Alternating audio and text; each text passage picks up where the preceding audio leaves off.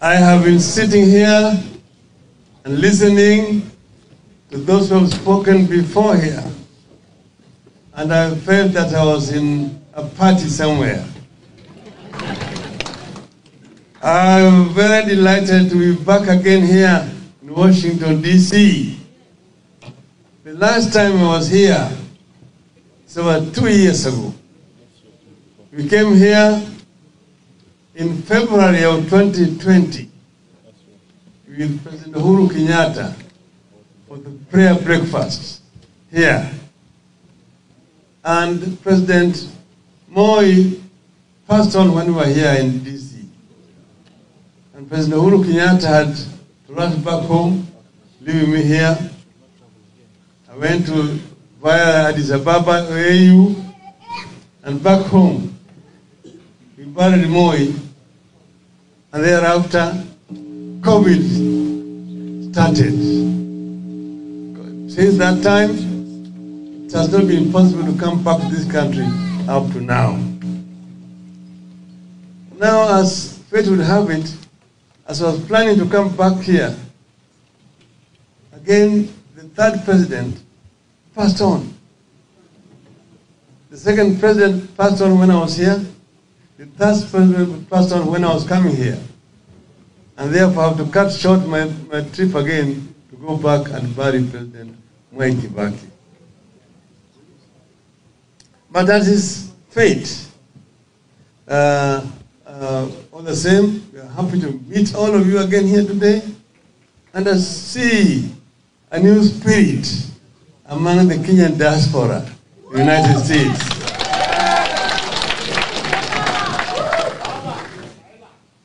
At the moment, I want to tell you that we are having serious challenges back at home.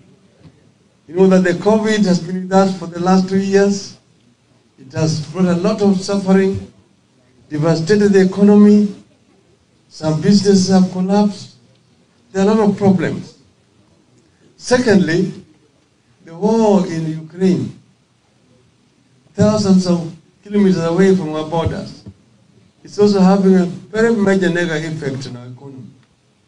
As you know that Kenya exports tea, coffee, cut flowers, fruits and so on to those destinations.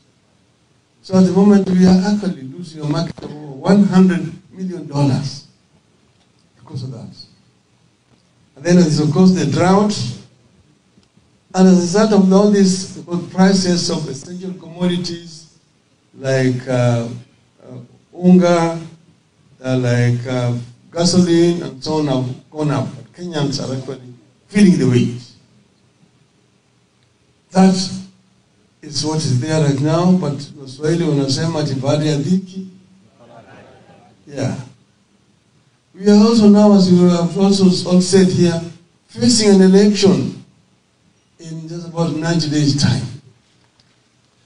And as you know, we are representing here a movement which is called Azimio la Umoja One Kenya coalition. One of the biggest coalition that has ever been assembled together in our region, very close to what we call NAC. Azimio has brought together 25 different political parties. And all these parties come together and have a manifesto and a program for change in our country. All that we want is a peaceful campaigns. We want a peaceful campaign and peaceful elections. So far, things have moved smoothly up to where we are. Barring a very nasty accident, an incident, recently somewhere in Wasingishu. When we were supposed to, we went to attend a funeral of a friend of mine, late Mr. Kiboro. And then some goons were hired. And those goons actually wanted to kill us. Came, and the attack was vicious. Why not for just the actions of the police officers? The damage could have been much more devastating. You saw what they did to our choppers and so on. But it was something that was properly planned. The police managed to arrest 15 goons that evening, with bundles of money that had been given, and weapons that we were supposed to use. Unfortunately, we did not go at the time they expected us to go there. I received information early in the morning that they had been hired to go there and come and heckle me and then attack me at the funeral. I decided to go when the funeral service was over. The people were buried.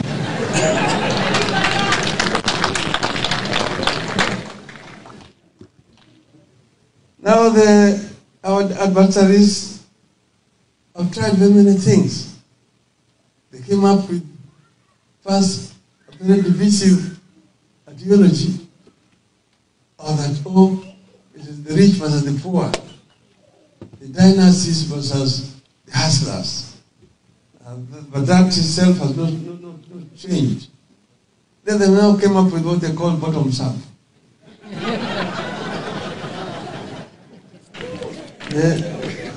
I'm expert in political demagoguery. But as you know, a demagogue can actually cause a lot of harm to a country. I know, I lived in Germany for a long time. And I came there after just about 15 years of Hitler's devastation. Hitler came out during the period of depression. And he came out and said that he had the solution to the German problems. Give me 10 years, and I will give you a new Germany. Yes, in 10 years he gave them a new Germany. That was the Germany that they could not recognize. It was in ruins. It was in ruins. And of course, he was coming up with all sorts of slogans. Esh Arya, the pure Aryan race. And Germany that will be able to conquer the rest of the world. And so on. So he was able to inspire people to destruction. You know what Idi Amin did to Uganda? You know what Jan Badel Bokassa, the last empire, did to South African Republic? So I think this is a kind of experiment that we must try to avoid. We and Azimio are certain and sure that barring any very serious catastrophe, victory is on the side of Azimio Umoja.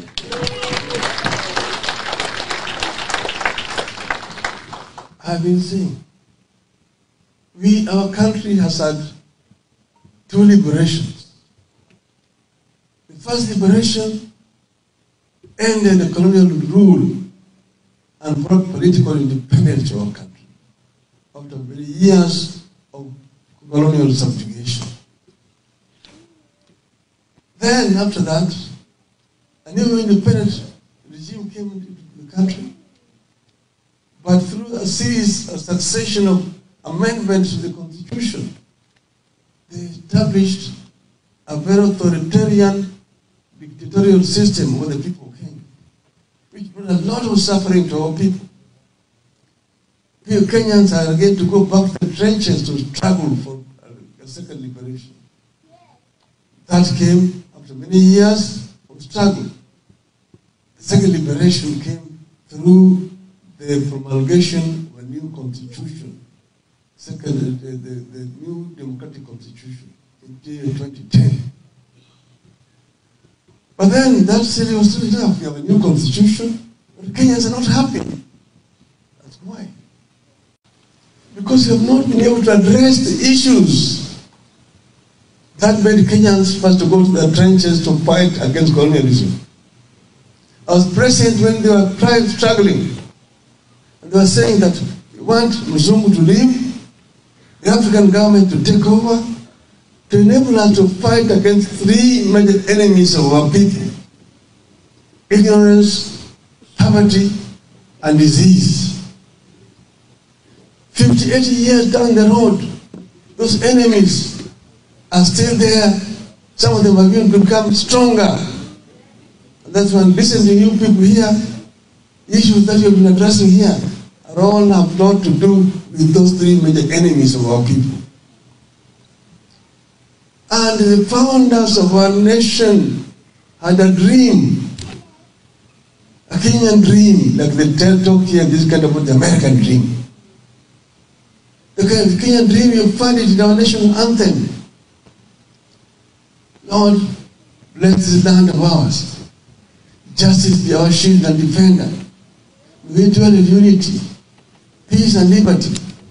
Plenty be found within our borders. That's the Kenyan dream. One, a God-fearing nation. That's why you started here with prayer. But the national anthem itself is a prayer. God bless the land of ours. Justice be our shield and defender. Justice can only be a shield and defender if there is democracy in a country. When we dwell in unity, peace and liberty. Unity, people are united.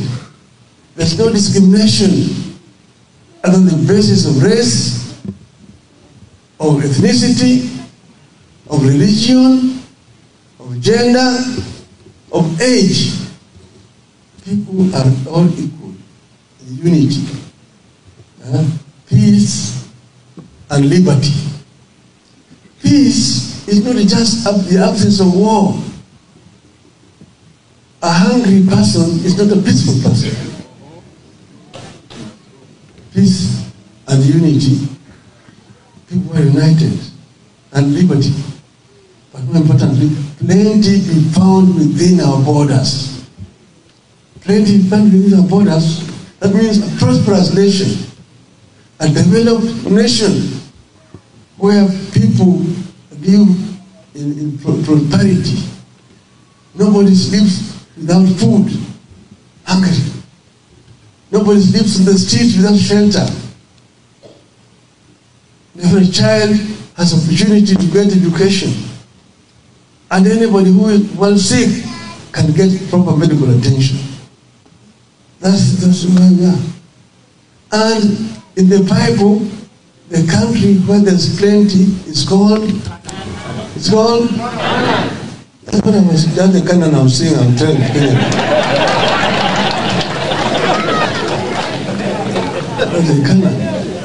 That Canaan is in our national anthem, is the part of the Kenyan dream. Canaan.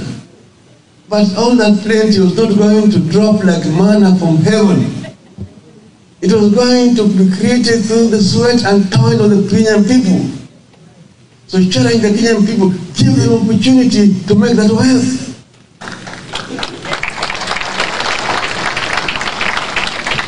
Our people can create that wealth. And that's why we said, saying we want to fight against these three major enemies of our people.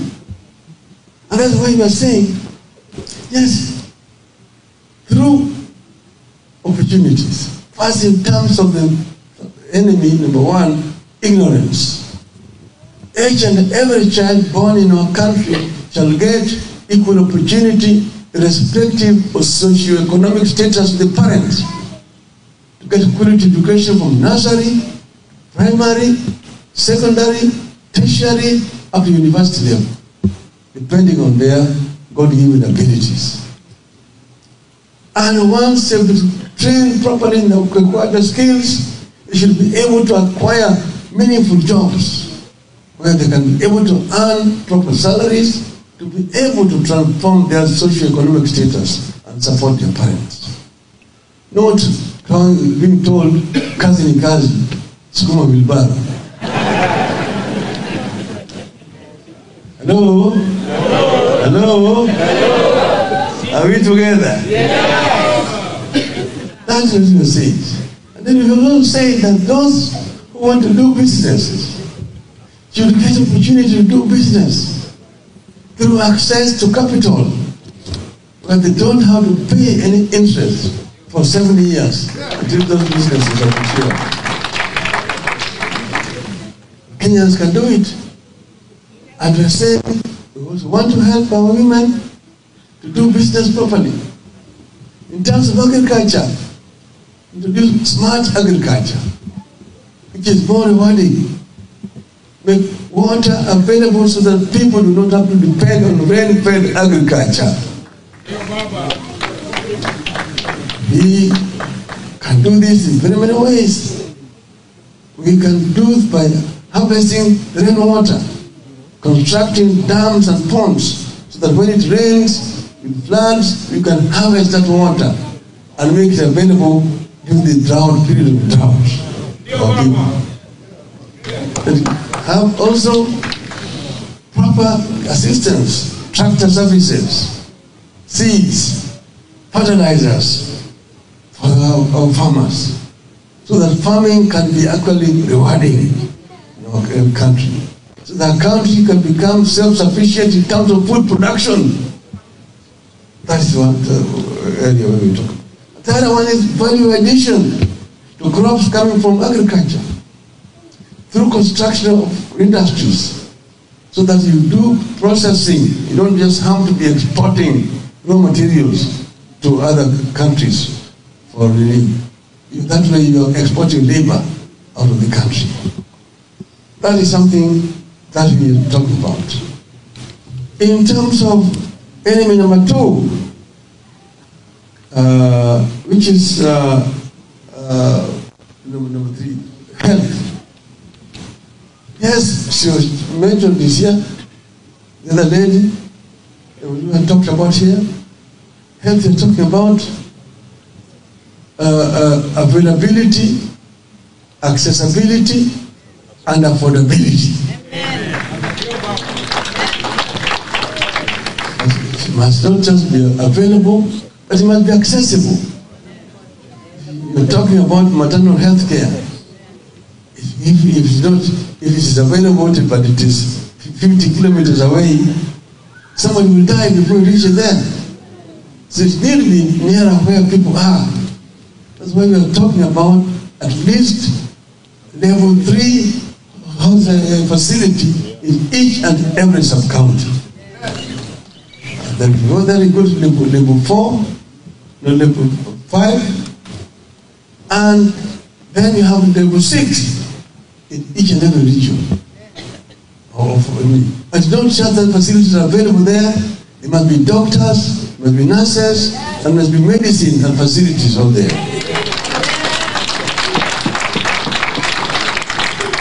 And she gave another example of the high cost of healthcare, which people cannot afford. That's why we say the answer is Baba Care. Baba Care.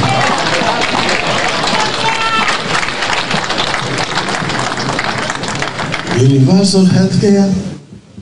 Each and every Kenyan citizen, the children, the youth, the women, the elderly, all must be under health insurance scheme. Those who cannot pay the premium, the government will help them to pay. So that when they are sick, they can be able to afford Medicare, even if they don't have money.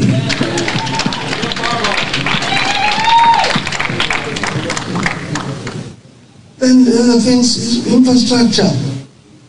Bring the infrastructure closer. We talked already about water, roads, we talk about electricity. Bring it closer to the people and make it accessible and affordable. Right now, the cost of electricity per unit is 14 US cents. In Egypt, it's 4 cents. People cannot afford it. No wonder manufacturers are moving out and going to set up in Egypt and manufacturing there and then sending back to our markets. The other one, manufacturing has almost come to a standstill. Most factories which used to employ 200, 300, 1,000 people are all closed in industrial areas. They've been converted to warehouses, basically storing containers, carrying goods from China. We have exported our jobs to China. People are basically jobless. A few people are traders in our country. We must change this so that our people can be able to get employment. We are talking about textile. You begin from primary, grow cotton, as used to happen, and then have the textile industries. So you begin from the very beginning of raw materials, going up through the value chain to the finished product. That will also give a lot of employment for our people. So now I want to now look at the diaspora. The diaspora. The diaspora. And I've talked to people, and I'm always very frank when I'm talking to the diaspora, because I've been part of you people. Sisi ni kama Waarabu wa Pemba, najuana kwa vilemba. First, let me pinch you people a bit.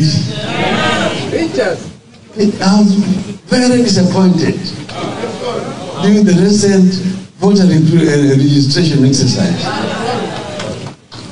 I was all the time being pressed up. Number one, we want dual citizenship. Two, we want to vote. Want the right to vote.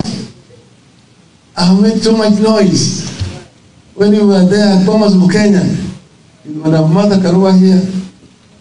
We are delegates. We are talking on behalf of the diaspora. Professor Makau Mutua there. The diaspora should be allowed to have dual citizenship. Where they are. It was not easy. Not easy, but we pushed it until we got dual citizenship. I agree with you that we need to remove the other discriminating practice there, that you cannot become a diplomat if you are a dual citizen.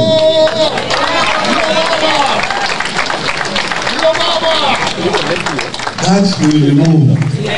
Hiyo itatoka.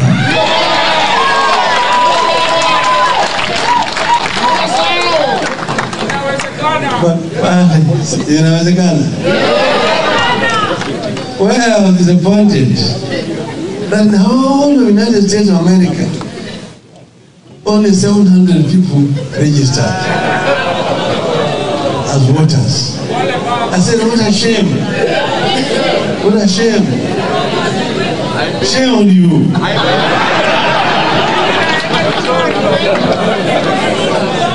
And next time, we'll try better. But now, but I know there is no excuses about that, because I know that in the DC area alone here, there are over 2,000 people resident here, and only 200 registered. The distance, we don't know about distance. Yes, no excuse.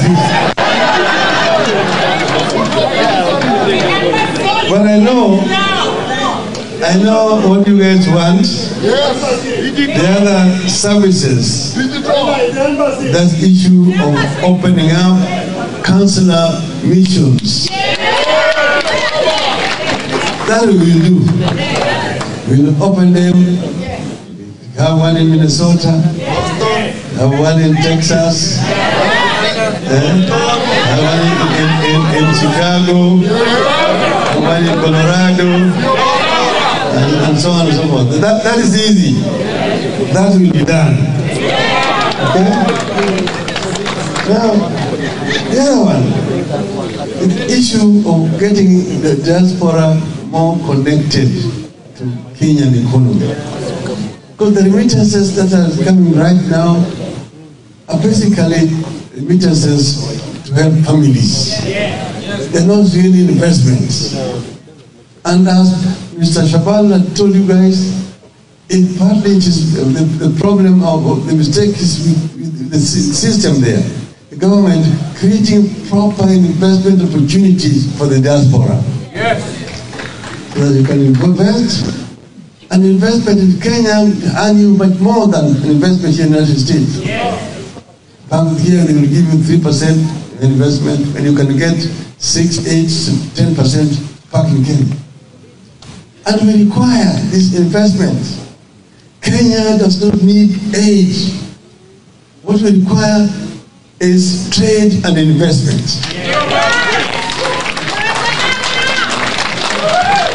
So we want to create a proper, attractive environment first for our own citizens to invest, so that you can be able to reap more benefits out of those investments. Instead of going to go and beg for very expensive loans, short-term, highly expensive loans, high rates of interest, we can have this investment coming from our own citizens.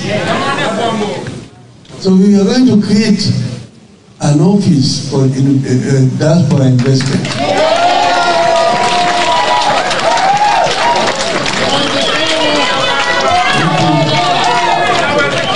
Help protect your investments and opportunities, and you're going to be shown areas of proper investments.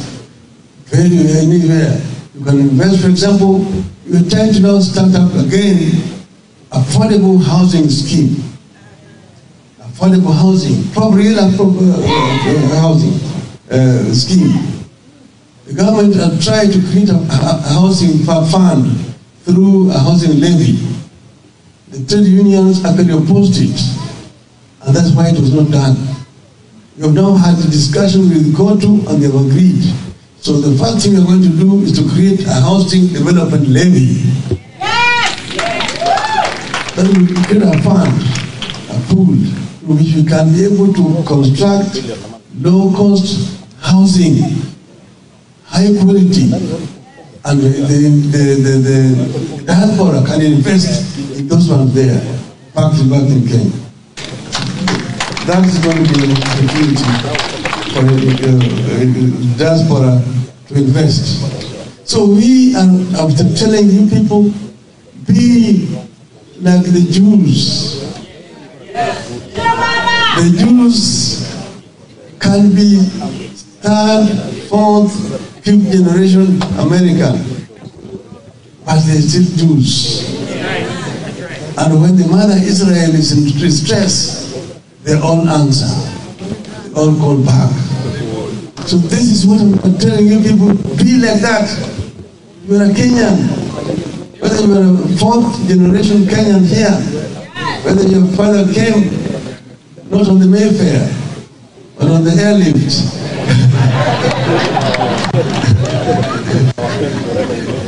You're still a Kenyan. You're still a Kenyan, okay? Are we together? So that's why we want to work with you people together to build a new Kenya. The Kenya that we want to build is going to be a Kenya that cares for all her citizens, wherever they live, in Kenya and out of Kenya. And I'm saying, I'm not looking for followers. I'm looking for partners. People with whom we can partner to build the Kenya that our founding fathers wanted. Our founding fathers wanted that Kenya. They said we want a Kenya where everybody is equal. No discrimination. A Kenya where people share everything that they have. A Kenya where nobody sleeps hungry. A Kenya of opportunities, boundless opportunities. We have all those things in our country. Kenya is the cradle of mankind. Only the only fossils of humanoid species have been discovered in Kenya. We have got a lot of raw materials. So we are saying that Kenya does not need to be playing in the third league. Kenya needs to be playing in the first league. We do not want to be compared with the worst of the world. oh, look at Somalia, look at South Sudan, look at Ethiopia. We are an island of peace in a sea of turmoil. No. Compare Kenya with Kenya's peers, Kenya's equals. At the time of independence in 1963, Kenya's economy was equivalent to that of South Korea. In terms of GDP, in terms of per capita income, in terms of levels of industrialization, in terms of levels of literacy, all the major economic indicators, Kenya and South Korea were equal. 58 years down the road, Korea's economy is 50 times bigger than that of Kenya. When I was Minister for Roads, I went to Korea to ask for assistance to give me equipment for road construction. They gave me $50 million of loan, and we bought equipment there, graders, excavators, tippers, compactors, all manufactured in Korea. Samsung is manufactured in Korea. Daewoo manufactured in Korea. Hyundai manufactured in Korea. We are still struggling to manufacture an igloo.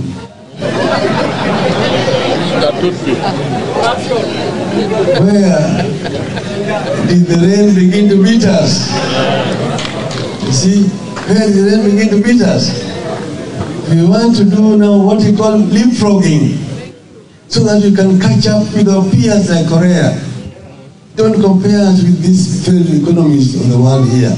Kenyans compare with the best of the best. That is the route we want to go. And we don't have time to waste. We don't want to have time to waste. We can run, and I'm confident we'll be able to catch up with our peers.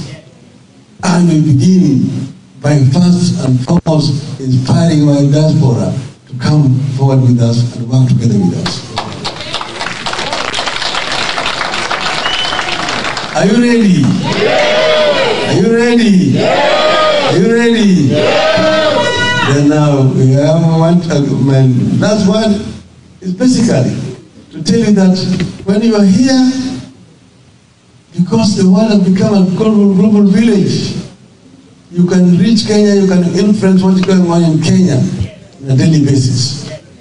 So we want you to be there on your internet, get to the internet, and communicate with the Kenyans. Supply information. Information is even better than the cash you're sending back to Kenya. Tell those Kenyans to believe in one Kenya. To believe in one Kenya irrespective of their ethnic backgrounds. Tell them not to look at each other, to look down upon other than the Kenyan, oh, that's just a woman. Which Kenyan was born by a man without a woman?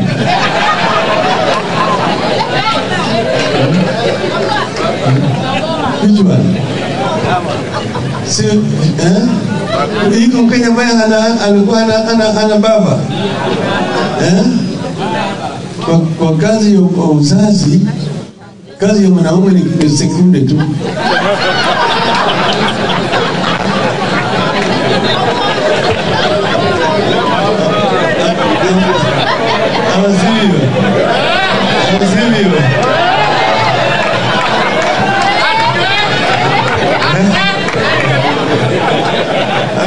Amedunga na mikwisha yake mikwisha.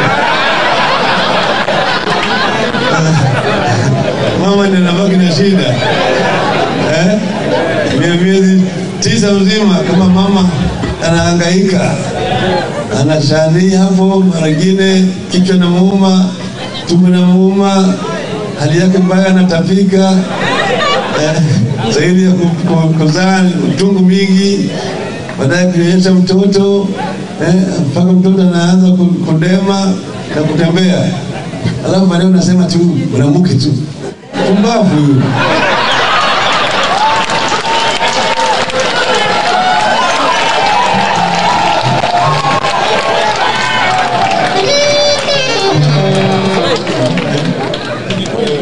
We must respect our ladies. We must give them the respect that they deserve.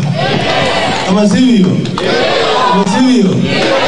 And that's why I talk about affirmative action to lift our women so that we can be able to play a role equal to that of our men.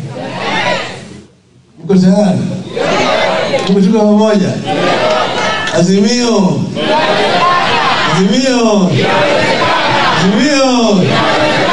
Asanteni sana.